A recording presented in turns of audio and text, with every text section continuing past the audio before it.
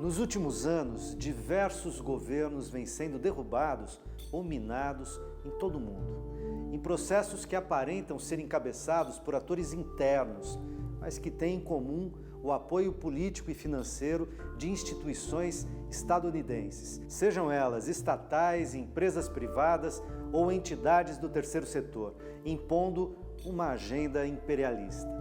Esse novo modelo de intervenção ficou conhecido como guerra híbrida. No Brasil, o golpe de Estado que sacou o mandato da presidenta Dilma Rousseff e mantém presa a maior liderança popular do país, Luiz Inácio Lula da Silva, seguido da eleição de Jair Bolsonaro e da imposição de uma nova agenda internacional, é um exemplo emblemático de como a guerra híbrida vem operando. Como isso afeta a comunicação na política? De que forma resistir à dominação que se impõe? Essa é a conversa que começa agora no Melhor e Mais Justo.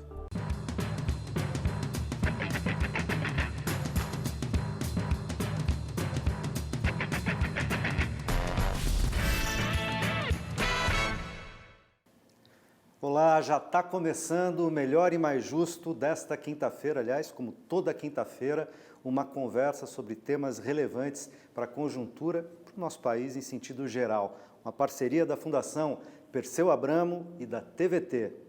Para conversar sobre guerras híbridas e os atuais desafios da comunicação na política, recebemos aqui hoje o Breno Altman, jornalista e diretor editorial do Opera Mundi, e Miguel Stedley, membro da Coordenação Nacional do Movimento dos Trabalhadores Rurais Sem Terra, o MST. Bem-vindos. E vamos começar daí. Primeiro, querendo saber de vocês, contem para os nossos telespectadores o que é guerra híbrida, guerra assimétrica. A gente sabe que não é um fenômeno novo, mas ele ganhou atualidade com a questão das redes, com a questão da internet e agora com o seu uso massivo, né, nas eleições do Trump nos Estados Unidos, Brexit na Inglaterra e recentemente do Bolsonaro aqui no Brasil. Breno. Vamos lá. Historicamente, antes das revoluções que marcaram a nova etapa da tecnologia da informação, as guerras eram explícitas, seja os confrontos militares ou mesmo suas antessalas políticas e diplomáticas estavam todas a olhos vistos e mais do que estarem aos olhos vistos, embora houvesse a espionagem, a contra-espionagem, a informação, a contra-informação, os movimentos eram predominantemente de superfície. E eles tinham uma característica de confrontação aberta entre blocos que disputavam determinados interesses ou determinados objetivos. A revolução que nós vivemos na tecnologia da informação criou o instrumental para um outro tipo de disputa que ocorre sob a superfície das sociedades e que combina mecanismos explícitos, os velhos mecanismos das guerras anteriores, com novos mecanismos nos subterrâneos das sociedades e, em particular, através das redes sociais. O nome híbrido vem disso mesmo, ou seja, são guerras que misturam distintos instrumentos na disputa geopolítica. E distintas presenciais, virtuais. Claro. Daí vem esse nome guerra híbrida. A tecnologia da informação foi, dessa maneira, apropriada por distintos agentes e personagens e partidos e estados nas disputas internas e nas disputas internacionais para funcionar como um instrumento de operação nesses cenários, e, em especial, para buscar criar vantagens na disputa pelos corações e mentes das pessoas. Né? Há uma característica importante no que diz respeito à guerra híbrida, e no caso brasileiro a gente conhece bastante bem, que é da mesma maneira que as guerras anteriores elas eram mais explícitas, também a disputa interna nos países o eram. Por exemplo, os golpes clássicos eram golpes fardados, golpes de fora para dentro do Estado, através dos quais as instituições eram destruídas pelos tanques e a ordem constitucional era anulada. Para ser substituída por uma outra. Para ser substituída por uma outra ordem ditatorial, na imensa maioria das vezes. Há uma nova estratégia em curso nas últimas décadas, que é o golpe por dentro das instituições, que opera a partir das instituições, que captura as instituições, mantendo uma certa formalidade democrática, mas instituindo um estado de exceção subjacente, interno, à ordem democrática formal. É como se fosse aqueles antigos cenários de Hollywood, em que tinha só a fachada. Então, nós preservamos a fachada democrática nesses novos golpes, nesses golpes de nova geração, como foi o golpe brasileiro em 2016. Se mantém uma fachada democrática, mas é só a fachada. Por trás dessa fachada existe um estado de exceção. O próprio golpe é híbrido, portanto. É um golpe sem cara de golpe. O estado de exceção, ele é a regra, ele passa a ser a regra, né? Parafraseando o Benjamin, né? Porque ele é o estado que é necessário para esse capital financeiro. Então, ele não é esse movimento que o Breno chama de você, né, esvaziar o que seria o sentido até burguês, liberal do Estado, para o mínimo dele, só para o Estado repressor ou de exceção, ele é uma necessidade do capital financeiro. Então, ele não é um parênteses, ele não é uma aberração. Ele é o padrão do Estado para o século XXI, esse estado de exceção permanente. Eu acho que é isso que é importante reforçar. E o que o Breno chama atenção, que eu acho que é importante também a gente perceber, é que a guerra híbrida, esse papel, o componente interno ele é determinante. A guerra híbrida ela acontece com países que são hostis ao projeto dos Estados Unidos, ao projeto imperialismo, etc., mas ela não é uma guerra convencional, que o exército americano vem aqui e intervém. Ele transfere, ele terceiriza essa tarefa para a própria sociedade. Aliás, foi uma estratégia imperialista americana. Exatamente, né? Que a gente viu na Ucrânia, viu na Síria, vê nas revoluções coloridas. Bom, viu no Iraque, né? Viu no Iraque, né?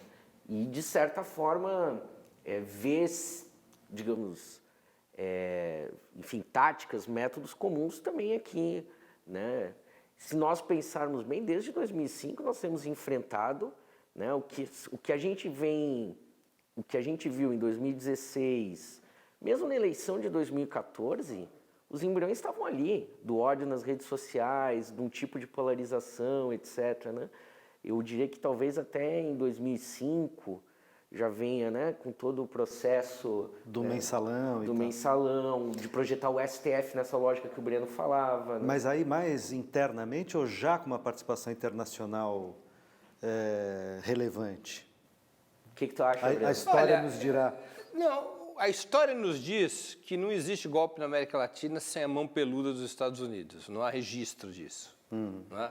Então, como parafraseando Dallagnol, não tenho provas, mas tenho muitas convicções. A história poderá nos dar provas no futuro, como deu em relação ao golpe de 64. Não foi na hora que nós tínhamos as informações sobre a participação americana no golpe de 64. Para que houvesse provas robustas da participação dos americanos, levou anos. Não é? É evidente que a tecnologia da qual dispõe, por exemplo, uma candidatura como a do Bolsonaro, não é parida por empresa brasileira. São tecnologias de espionagem. Ou seja, não são tecnologias de disputa de rede, pura e simplesmente. São operações sofisticadíssimas.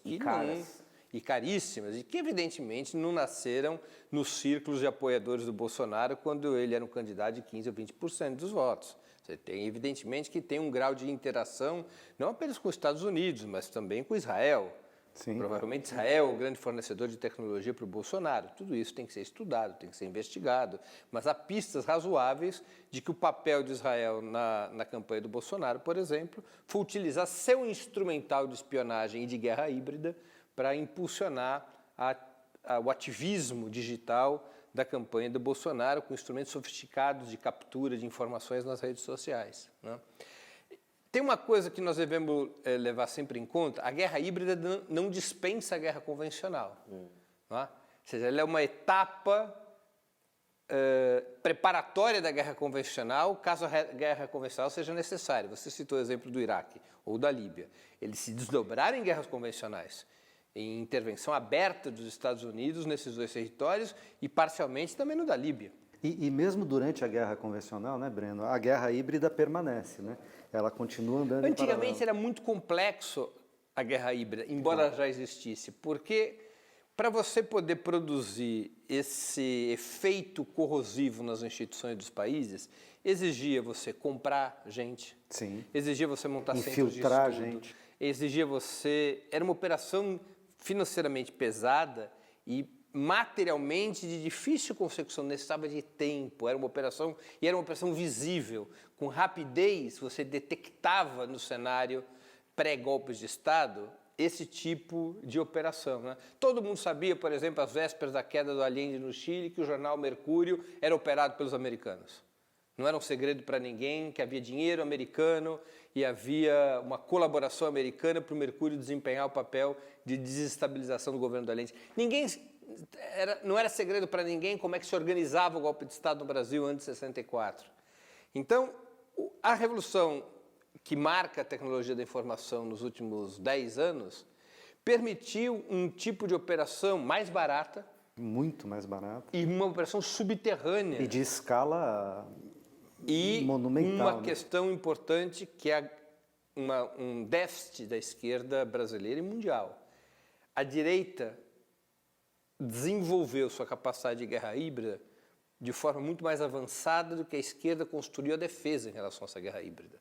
Há uma defasagem entre o avanço da direita na guerra híbrida, e estou dizendo aqui dos processos internos, e a capacidade da esquerda de se defender da guerra híbrida. A esquerda foi desenvolvendo nas últimas décadas capacidade de defesa em vários territórios, mas no da guerra híbrida se revelou frágil.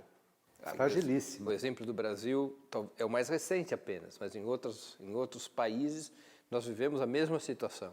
Não é? Um baixo grau de conhecimento para começo de conversa, e tendo um baixo grau de conhecimento, uma estratégia frágil para enfrentar a guerra híbrida. O conceito guerra híbrida é recente entre nós. Ele não tem 5 anos. No Brasil. A discussão é uma discussão ainda verde, sem nenhum elogio ao Palmeiras. É uma discussão... Nem crítica, né? Nem crítica, nem elogio, nem crítica. É uma discussão verde, é uma discussão imatura, uma discussão ainda genérica. E evidentemente que isso gera uma vulnerabilidade. Declaradamente, né? O Haddad chegou a declarar, depois do segundo turno, que se não houvesse saído a reportagem da Patrícia na Folha de São Paulo, sequer ele saberia do que houve em relação àquela virada no último dia do primeiro turno, para que o Bolsonaro desse aquela disparada e para que acontecesse, falou menos, mas também é relevante, para que acontecesse o que aconteceu nas eleições estaduais e legislativas, por exemplo, no Rio de Janeiro, em Minas Gerais, no Paraná, com o Requião, em Minas Gerais, com a Dilma, no caso do Senado. No Rio é um caso impressionante. Eu, por exemplo, nunca tinha ouvido falar desse candidato. E eu não sou das pessoas mais mal informadas por dever de ofício. Eu nunca tinha ouvido falar dele. Não, é impressionante o cara sair do nada. Não sei se vocês tinham. Eu não tinha assim ideia. Com o Zema, né? Com o Zema em Minas. Para mim, Zema é primo do gado Zebu, né? O Zebu e o Zema. Não tem ideia. Mas é justamente a outra característica desse tipo de tecnologia é que ela no fundo, ela é silenciosa, né? Porque não é uma coisa, o Witzel está aparecendo demais na TV. Você está recebendo mensagens, mas nós estamos na nossa bolha e não estamos vendo o que está... Agora, né? O curioso é que a onda foi a federal, né? Porque, na verdade, não é o Witzel, o Zema, é o Bolsonaro. Né? E a hora que os caras conseguem, colam na imagem do Bolsonaro, ele catapulta todo mundo. O caso do Witzel, eu vim a estudar esse assunto com algumas outras pessoas depois que ocorreu a vitória dele, a passagem dele para o segundo turno, rigorosamente foi uma boca de urna digital. Ou seja, exclusivamente a ascensão dele ocorre em 24 horas. Não, é um negócio, então, para estudar mesmo, né? Porque, inclusive, e para ela acontecer em 24 horas, você tem que ter um caldo de cultura, me parece, quer dizer, essa audiência no WhatsApp, nas redes sociais, sobretudo no WhatsApp, ela tem que estar preparada para mudar, ela tem que ter sido já cevada, digamos assim, para poder fazer esses movimentos de variação em horas, quer dizer, os caras... Mas aí, deixa eu te fazer uma propaganda da revista da Fundação, da Perseu, né? Que agora, nessa última edição, publiquei um artigo com 2 colegas, com o Manuel Dourado Bastos e o Rafael Vilas Boas, que chama Indústria Cultural Antessala do Fascismo. O que nós estamos trabalhando nesse artigo? De que você tem 10 anos atrás Tropa de Elite, que começa a ir construindo no imaginário da população a ideia... Tropa de Elite, o filme, né? Para que as pessoas lembrem. É o herói que vem do Estado, né? Um militar, mas que tem o seu conceito de justiça, né? A sua visão que é acima da lei, da Constituição. Aliás, um capitão. Capitão né? Nascimento. Mas o Capitão Nascimento vai abrir caminho tanto para a ideia, para a população aceitar tanto o Bolsonaro quanto o Sérgio Moro. Claro. Que também não se submete às regras da Constituição. Justiceiros do Estado. Justiceiros, perfeito, né? Punitivistas, né? Estão acima da Constituição e tal. E aí não à toa que o Padilha, que cria o Tropa de Elite, depois, nesse ano, vem com o Mecanismo, né? Que é aquela série da Netflix, que certamente não terá segunda, terceira temporada, não vai ter teste de elenco para motorista. Já cumpriu o seu... Já cumpriu o seu papel, assim como o CQC cumpria na Bandeirantes, né? Por que não precisa mais ter? Você tinha um programa de humor que demonizava a política, que passava... Então é todo mundo a vala comum, né? Dali sai o Danilo Gentili, sai aquele outro... Bom, enfim, o próprio Bolsonaro era uma certa estrelinha ali, né? Então você tem, de fato... Você tem uma ação política que vem desde insidiosa. 2005 e você tem a indústria cultural preparando o terreno para você aceitar essas coisas. Né? Então é um movimento e que é silencioso. Né? Então... E isso, você está, por exemplo, tomando exemplos no campo do entretenimento, no campo do audiovisual, no campo do cinema e tal. Mas se a gente falar da nossa gloriosa grande imprensa, quer dizer, ela vem demonizando a política, né? Atribuindo a demonização da política a um conjunto de personagens e de atores, né? Então, fazer política é ruim, é sujo, e é ruim, é sujo, porque um partido, determinados atores representam a política, e essa ideia da antipolítico, da política como crime, também ganha uma repercussão enorme. Isso não facilita, por exemplo, o discurso neopentecostal das lideranças evangélicas que apoiaram o Bolsonaro e que conseguiram levar para os cultos e para os grupos de WhatsApp das igrejas um apoio massivo? Eu acho que sim, certamente. Agora, eu gostaria de chamar a atenção da necessidade da gente ver o outro lado desse disco. Porque que o inimigo faça tudo para destruir a esquerda está no script. O problema está em qual foi a capacidade de reação e as opções de reação da esquerda. Tem um problema da cultura política de esquerda mais recentemente no país, que é uma cultura de autossatisfação. Era a ideia de que a esquerda governando havia promovido avanços importantes no país, o que é verdadeiro, e o abandono de uma ideia que deveria ser subjacente a esses avanços, de que esses avanços não bastam, nunca bastam, e que é necessário você travar uma luta cultural e ideológica permanente para que as pessoas possam compreender os avanços, possam compreender os problemas para esses avanços serem mais amplos e profundos. E se apropriar deles. Né? E se apropriar deles, saírem da arquibancada e entrarem em campo. Dizer, é meu, isso aqui ninguém tasca. A cultura política da esquerda passou a ser uma cultura passiva nesse sentido, ou seja, de que bastavam os avanços e isso geraria capacidade de construir maioria na sociedade.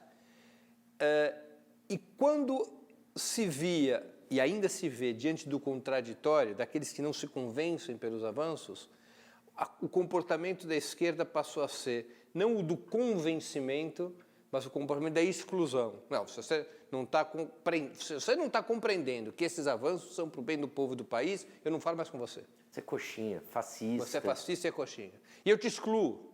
A esquerda fez uma opção para viver na bolha de quem é de esquerda, ou seja, para viver todos nós, todos os parecidos, juntos. E nesse sentido embarcou no jogo, né? Porque o jogo que vinha sendo construído do nós contra eles, então a gente entrou nessa armadilha. Claro, é que o país, nós temos que compreender o país como um sistema de 3 terços. Há um terço que são eles, outro terço o nosso. Mas há um terço que oscila entre o nós e eles. E quem conseguir estabelecer mais pontes de diálogo com esse terço pendular é que forma a maioria no país. A esquerda foi perdendo, relativamente, capacidade de dialogar com esse terço. Vamos levar em conta, eu vou aqui chamar a atenção para um número eleitoral. A gente não deve explicar as coisas só do ponto de vista eleitoral, mas é importante esse número. Se nós pegarmos a eleição do Lula até a derrota do Haddad agora em 2018... Eleição do Lula 2003. 2003. A eleição dele em 2006, a reeleição dele em 2006, a eleição da Dilma em 2010, a reeleição da Dilma em 2014. Os votos são cadentes. O ápice da votação do Lula de segundo turno foi 2002. 2006, ele já caiu. 2010, foi um pouco abaixo. 2014, ainda mais baixo. 2018, o Fernando Haddad teve, no segundo turno, menos votos do que o Lula, com uma população menor, no segundo turno de 89. É que Em percentual, perdão, menor do que o de 89. Agora, perdão. de certa maneira, a eleição de 2018 ela é um pouco fora da curva. Sim, né? mas o que isso representa? Mas até 14 O que representa? Nossa capacidade de diálogo com esse terço movente, ela está se estreitando. Por que ela está se estreitando é a grande questão. Uma das explicações tem a ver com essas questões que o Miguel está levantando, com as questões relativas à indústria cultural, que não diz respeito só à indústria cultural, mas à cultura política pela qual a esquerda maneja a disputa de hegemonia. Ou seja, como é que você enfrenta essa disputa? E a esquerda fez uma opção predominante de sustentar a disputa dessa hegemonia com um discurso de autossuficiência. O que a gente fez foi muito bom e todos têm que estar gratos ao que a gente fez. Se não estiverem gratos, são coxinhas. Eu acho que tem um outro problema nisso, contribuindo com a reflexão do Breno, dessa autocrítica necessária, a autocrítica que realmente deve ser feita, né? Que é o nosso discurso, de modo geral, está falando para um trabalhador que, de certa forma, não vou dizer que não existe, mas ele é 50%. Nós não conseguimos dialogar com quem vive a maior parte do seu tempo na informalidade, na precariedade, né? Então, muitas vezes a gente diz, vai perder o 13º, vai acabar a licença-maternidade, mas quem é que tem acesso a isso, né? E isso tem um contexto importante, que o golpe, para nós, o movimento, sempre foi entendido assim, mais do que o afastamento da Dilma, o impeachment. O golpe é um programa econômico e político, né, que o Breno falava em relação ao Estado, de você resolver a crise financeira internacional que está posta aí desde 2008, que é você reduzir o custo de produção. O que é o custo de... o custo de produção que eles querem reduzir? Os nossos direitos. Claro. Salários. Né? Salários. Então, de certa forma, a eleição do Bolsonaro é o 2.0 do golpe. Ele continua, o programa econômico e político, ele está em curso. Que muda o programa político. Exatamente. A ordem política. E aí tem que fazer uma adaptação, né? Porque, inclusive, o liberalismo nacional, o Bolsonaro, do ponto de vista do moralismo tacanho e tal, é até um pouco indigesto, né? Embora, do ponto de vista econômico, não seja. Tá certo falar isso? Tá certo falar isso. E é importante destacar, o Bolsonaro é uma alternativa diante do fracasso das políticas tradicionais da elite brasileira, porque eles não conseguiram derrotar de uma forma estrutural a capacidade de resistência do campo popular à agenda das reformas neoliberais. Essa resistência tem que ser arrebentada, ou senão vai virar Argentina, vai virar França. Ou seja, eles não têm capacidade de consolidar a hegemonia dessa agenda se essa resistência não for arrebentada. Se necessário, essa é a mensagem do bolsonarismo, se necessário, a força bruta. Porque a gente não pode esquecer que o tema é esse, quando nós estamos falando de guerra híbrida, você não amacia o adversário, ele não trata como adversário, ele vê a esquerda como inimigo. Claro, guerra, né? Se Como fosse guerra. adversário, não seria guerra. Exatamente, que tem que ser reduzido, que tem que ser eliminado, né? Então, Pelos métodos Desestabilizado. modernos e, se necessário, pelos métodos convencionais. exatamente. Ou seja, o cenário brasileiro é um cenário de guerra híbrida, de golpe híbrido, de democracia híbrida ou de ditadura híbrida, mas o desenvolvimento do nosso cenário pode levar a uma situação no qual as forças de ultradireita, que passaram a ter o comando do bloco oligárquico burguês no país, elas podem fazer uma opção pela repressão aberta, ou seja, para um regime político que não apenas rompe com a Sexta República, com a República da Constituição de 88, como impõe uma ditadura aberta do grande capital, proibindo, caçando, prendendo, torturando, matando, como ocorria no passado. Eles não renunciaram a essa alternativa. Uma das ilusões da esquerda foi achar que a burguesia brasileira tinha feito um pacto com a democracia em 88 que ela iria respeitar. A esquerda respeitou. Criou-se aquela situação que uma vez um deputado do PT disse, nós viemos de Woodstock e eles vieram de Chicago. A esquerda acreditou piamente que as elites respeitariam o Pacto Democrático de 88. E eu acho que esse foi outro grande erro que nós cometemos nessa eleição, porque estava dado, desde o momento da prisão do Lula, desde o processo TRF4, que era uma eleição excepcional, que as regras estavam, que o juiz estava jogando, né, que não eram as condições normais de temperatura e pressão. E nós fomos para o jogo achando que era, né, e chegamos no Monumental de Núñez lá com a torcida do River jogando fogo de artifício, né? Então, não era. Nós achávamos que, 2 mais 2 vai dar 4. E essa eleição mostrou. E há um problema... A gente teria força para, por exemplo, afrontar essa institucionalidade, mesmo sabendo que essa institucionalidade estava fraudada, a gente sabe que está, né? A democracia sequestrada e a institucionalidade fraudada, portanto, mas os partidos de centro-esquerda, os partidos de esquerda e tal, teriam condição teriam força para dizer assim, não vamos à eleição, não reconhecemos a legitimidade? Eu acho muito difícil porque nenhum partido de esquerda, em especial o PT, se preparou para uma situação desse tipo. Isso não é uma decisão que você toma numa reunião e está tudo resolvido. Não é intempestivo. Não, você tem que preparar uma situação como essa, porque se você diz que não vai participar do processo eleitoral, você tem que apresentar uma outra alternativa para resolver a situação política do país. E isso pressupõe, evidentemente, uma estratégia de rebelião ou desobediência civil e acumulação de força nesse sentido, para a qual os partidos de esquerda ou mesmo os movimentos sociais jamais se prepararam, exatamente pela ilusão com o Pacto Democrático de 88.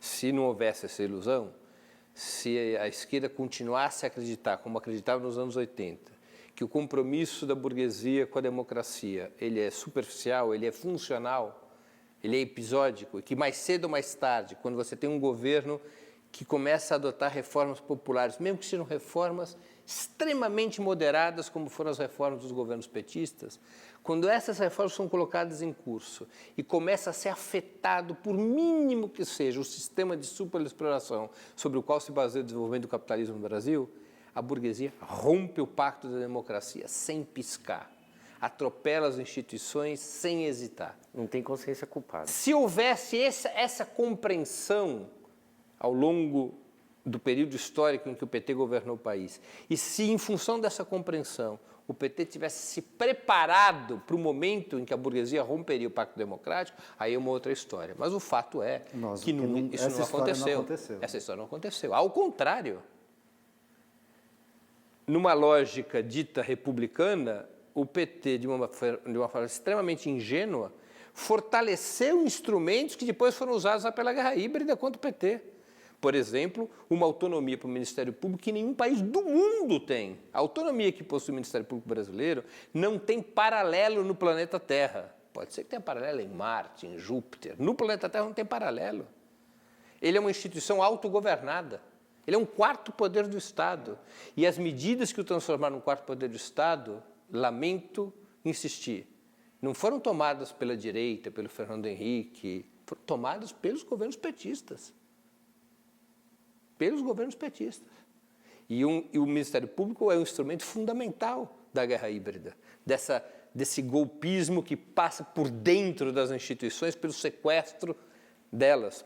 E que estava desenhado, veja que curioso, o primeiro desenho que foi feito de maneira pública foi em 1994, quando tem a primeira cúpula das Américas em Miami, já depois da Guerra Fria, e os Estados Unidos apresentam anexos às resoluções da primeira cúpula das Américas, do qual participam todos os países latino-americanos, países americanos, menos Cuba.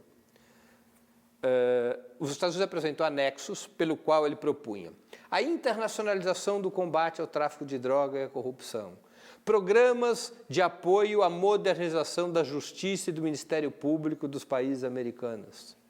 Já era a agenda do... Ele já vai compreendendo que as Forças Armadas não seriam mais a guarda pretoriana Dos interesses americanos. mais adequada para os interesses americanos e para os interesses da hegemonia burguesa e oligárquica no nosso continente. Que era preciso que esse papel fosse desempenhado por instituições que fossem percebidas pela sociedade como democráticas na sua essência. Ele vai trocando as Forças Armadas pelos promotores, pelo sistema de justiça. Publicamente, esses documentos não são secretos, esses documentos estão no site. Qualquer site, qualquer pesquisa vai localizar. O lawfare, a operação da justiça como instrumento da luta política, que faz parte da guerra híbrida, está sendo construído há 25 anos, nas nossas barbas. E a gente Moscou, não viu, como né? diz a garotada, Moscou. Não percebemos isso. E isso teve efeito fundamental do ponto de vista da comunicação, porque, veja só que curioso. Espera aí, Breno, a gente tem que fazer o nosso intervalo, Opa, já que você vai tá embarcar na questão da comunicação, que é o tema do nosso programa, inclusive, a gente retoma daí no próximo bloco. A gente já volta, até já. Perfeito.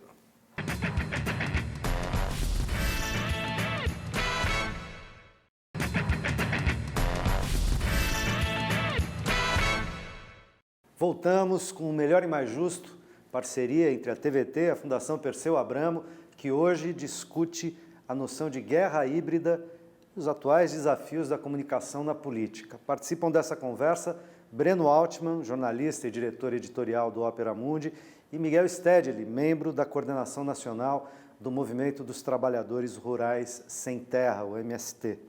A gente terminou o primeiro bloco com o Breno levantando a questão da comunicação, uma das questões relacionadas à comunicação no atual momento. Vou devolver a bola daí para você, Breno. A guerra híbrida tem uma consequência sobre a comunicação que altera não seu papel estratégico, como a sua forma ou suas fórmulas. Nos golpes convencionais ou nas guerras convencionais, a comunicação tinha que construir um pretexto. Então tinha um pretexto para o golpe de Estado de 64, a luta contra a corrupção e a subversão.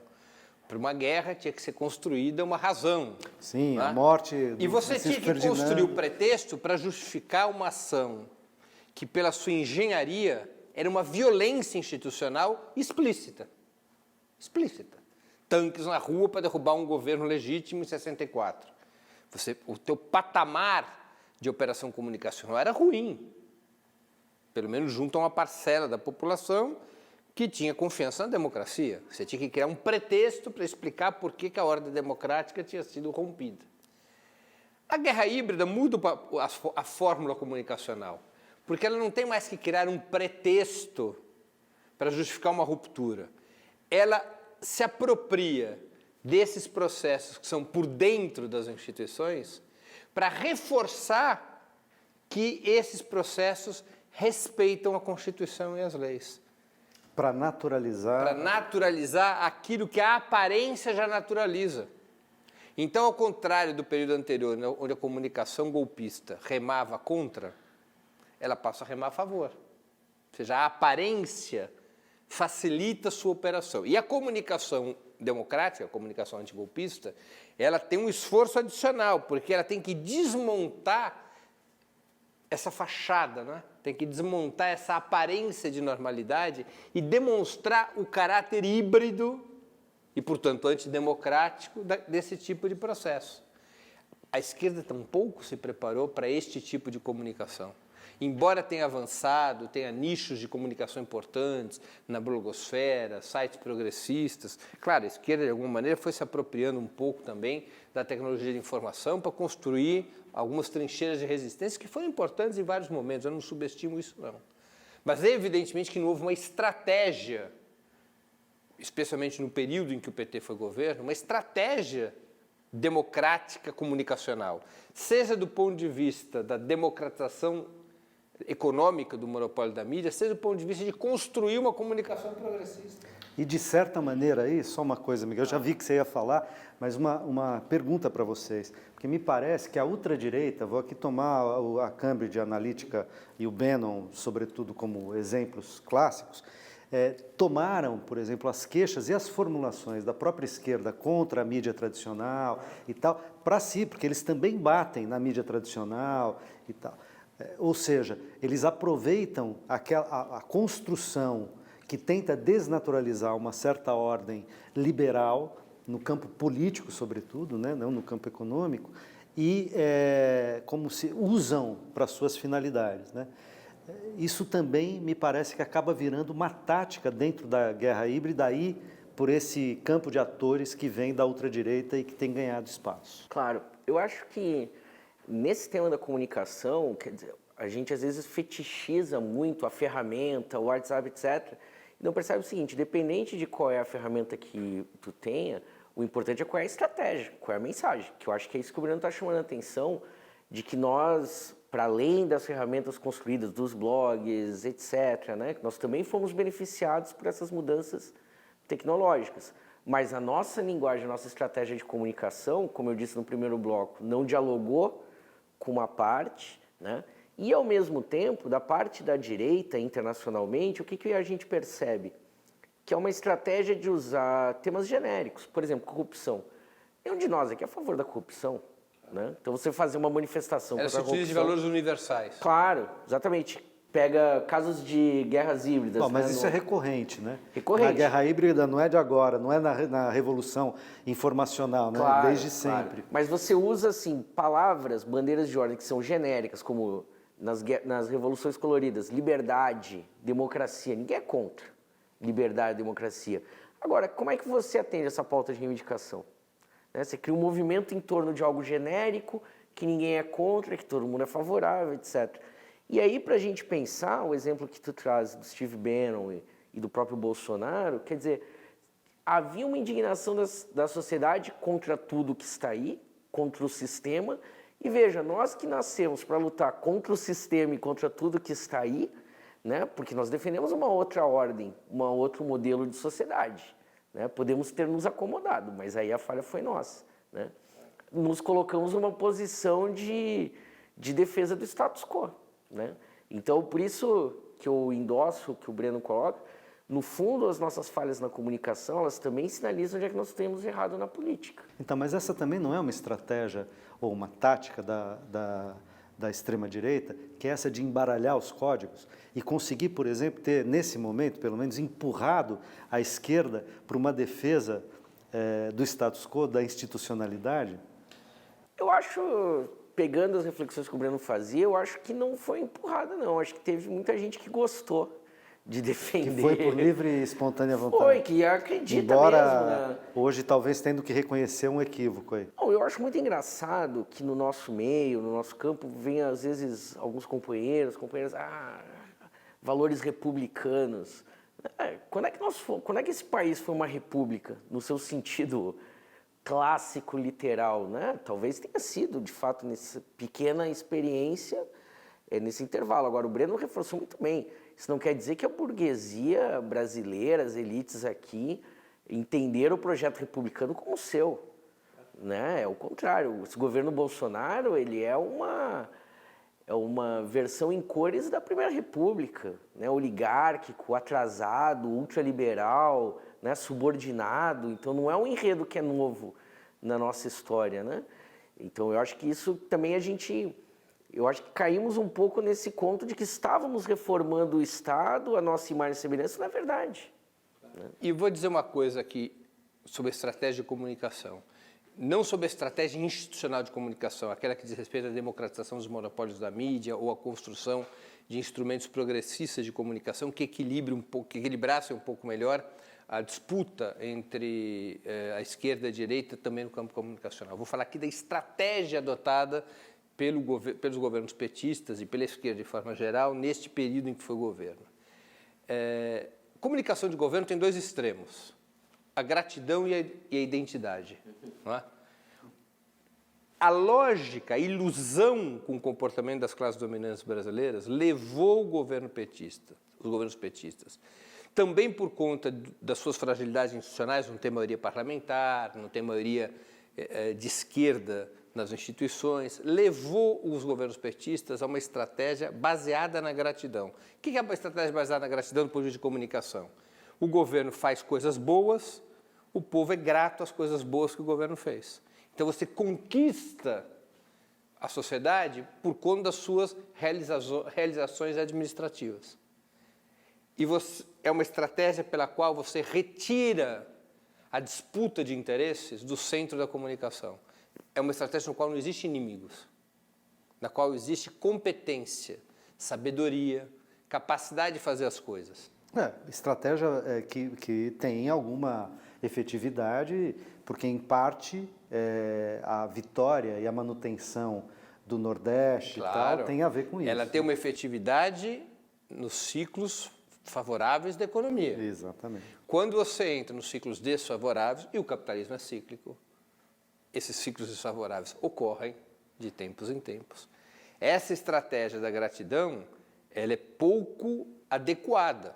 Por que ela é pouco adequada? Porque num momento em que o governo não consegue mais entregar na mesma velocidade, com a mesma qualidade do que antes, os setores menos politizados, que se beneficiavam das obras do governo e por isso o apoiavam, quando essas obras já perdem ritmo, certas conquistas perdem velocidade, ou até mesmo são retiradas, como aconteceu no segundo governo Dilma, esse eleitorado vira as costas, porque já não tem mais motivo para ser grato a esse governo.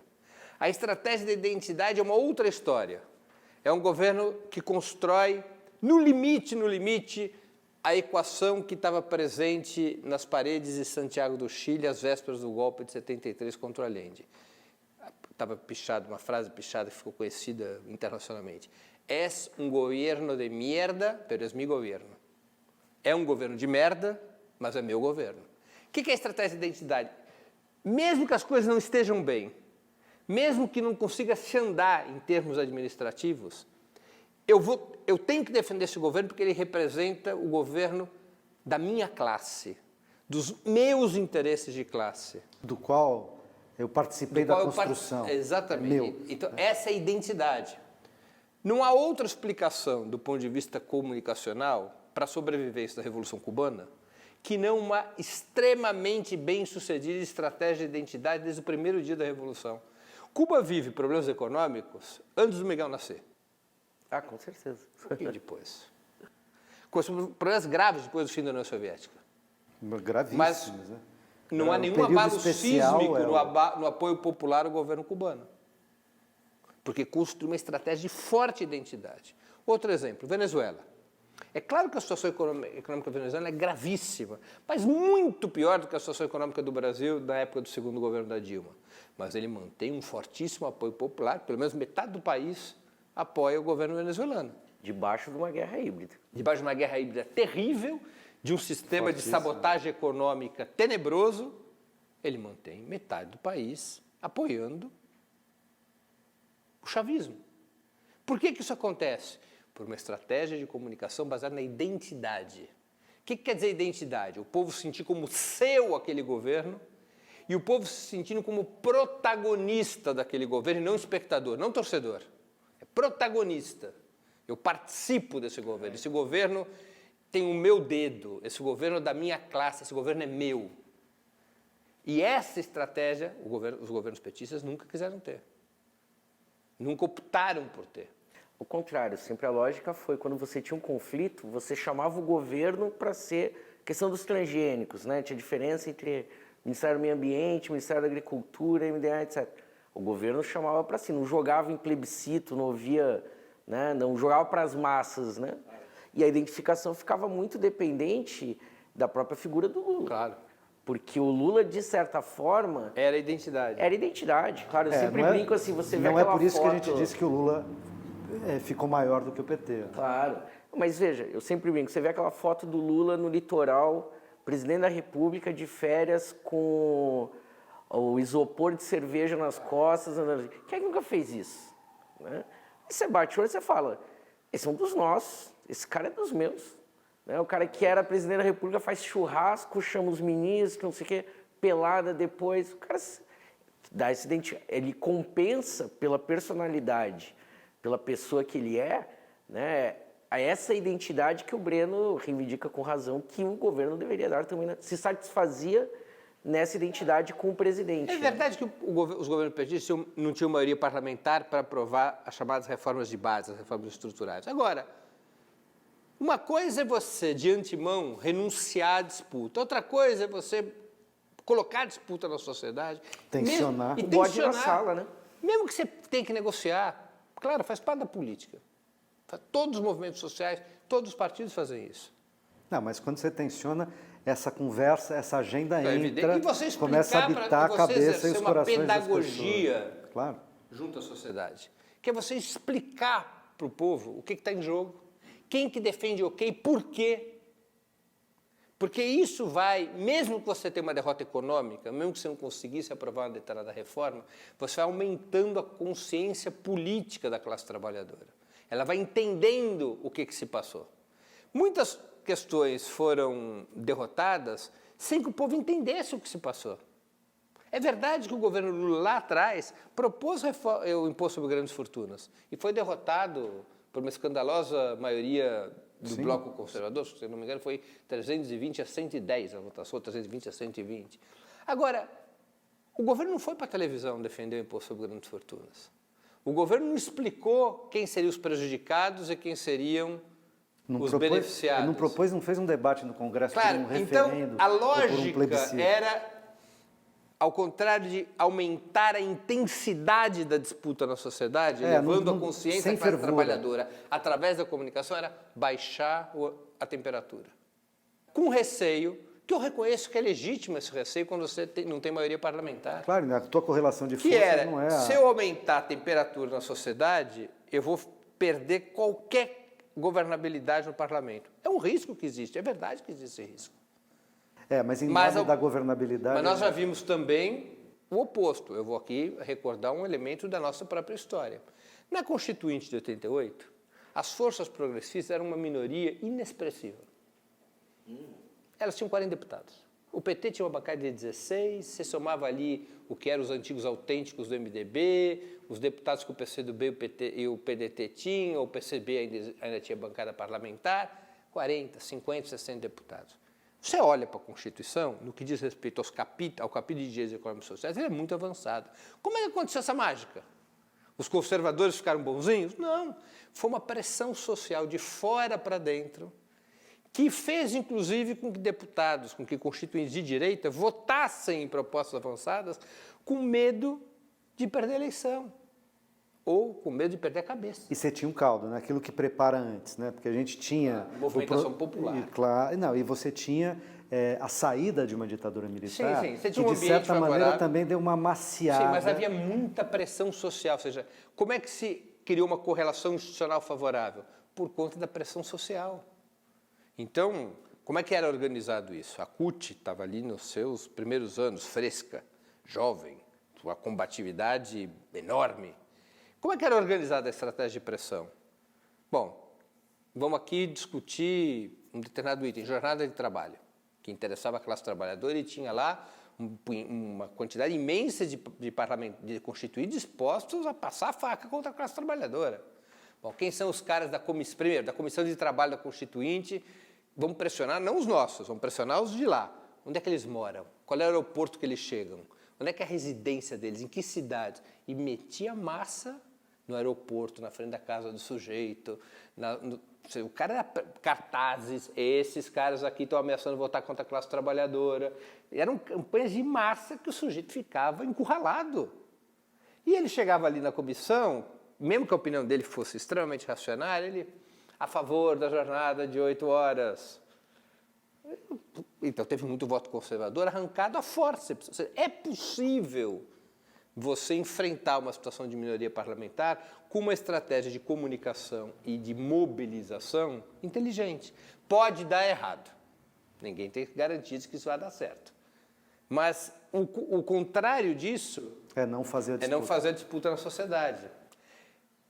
Quando você tem uma situação favorável, como o governo Lula conseguiu criar durante um período longo, foi possível avançar. Quando essa situação se inverte, e começa a se inverter a partir da crise de 2008, o Miguel salientou muito bem o aspecto fundamental. Quando vira a agenda burguesa no mundo, deixa de ser da expansão dos mercados e passa a ser do corte de produção, a possibilidade de avançar com a agenda de reformas populares acabou. Claro. E a lei de partilha Claro. dá a pá de calpa para o imperialismo Claro, e dizer assim, acabou a brincadeira. Acabou a Esse brincadeira. país vai ficar mais poderoso do que nós imaginávamos. É isso. Então, numa situação como essa, já não era mais possível, a estratégia estava em curso. Você tinha que criar uma situação de comunicação e uma situação de mobilização que encurralasse a direita, que disputasse, que colocasse as ruas em movimento. Não foi feito isso. Quem fez isso? A direita. A direita começou a colocar a rua em movimento, se utilizando do mal-estar das camadas médias, que é outro elemento de comunicação e de erro político cometido. Porque a lógica dos governos petistas foi se apropriando, uma melhoria brutal das condições pautas de vida, da própria de base de esquerda, né? Sim, mas há um problema material, eu acho também, porque os governos petistas melhoraram extraordinariamente a vida dos mais pobres e não mexeram na riqueza dos mais ricos. A percepção, e não era uma percepção, era uma realidade, o pagamento dos programas que beneficiavam os mais pobres era provida pelos impostos que a classe média paga. Porque quem é que paga imposto no país? Os pobres pagam, mas não sabem que pagam porque pagam impostos embutidos no consumo. Os ricos não pagam imposto no país. Ou sonegam, ou suas alíquotas são ridículas. Não tem imposto sobre juros, sobre lucros e dividendos, não tem sobre imposto herança, sobre propriedade. Nada disso. Quem paga imposto no país? A elite da classe trabalhadora e as camadas médias assalariadas. Elas pagavam impostos, os impostos permitiam programas que melhoravam a vida dos mais pobres, e as camadas médias passaram a ter percepção de que elas estavam pagando sem ter nada em troca. Quando surge o discurso anticorrupção, quando surge o discurso contra a corrupção, como sempre na história do país, foi uma coisa rápida de pegar, porque era uma explicação, você paga imposto, você não tem nada em troca, é porque você está sendo roubado. Então, e não havia, repito, além de um problema do programa do governo ter uma fragilidade em relação às camadas médias, não concebia uma aliança entre a classe trabalhadora e as camadas médias assalariadas, a comunicação do governo não falava para as camadas médias. Nunca falou. Não disputava a consciência das camadas médias. E pelo contrário. Ali nas camadas médias era isso. Se você não está entendendo isso, é porque você é reacionário, porque você é coxinha, e aí por diante. E tinha que oferecer atrativos para as camadas médias, porque você não conquista as pessoas se não oferecer uma perspectiva programática. Não se mexeu na alíquota de imposto de renda das camadas médias, não se cuidou da qualidade do ensino médio, como se cuidou da quantidade de postos no ensino universitário, porque a classe média já tem seus filhos educados, não é um problema de quantidade. Os filhos da classe média estão na escola superior, estão no ensino médio. O que eles querem é você criar uma perspectiva de que eles não vão mais precisar pagar por isso. Isso pressuporia criar um ensino público de altíssima qualidade, que o filho da classe média não precisasse mais estudar na escola privada. A mesma coisa vale para a saúde. E que fosse disputado, claro. Porque, veja, a Dilma fez o Ciência Sem Fronteira, que foi um programa basicamente voltado, vocacionado para... Tudo bem, o menino do ProUni ia, mas grande parte das bolsas foram usadas pela classe. Não se criou uma perspectiva no país comunicacional do tipo, nós vamos criar em 10 anos um ensino público de primeiro mundo. Nunca vendeu essa ideia.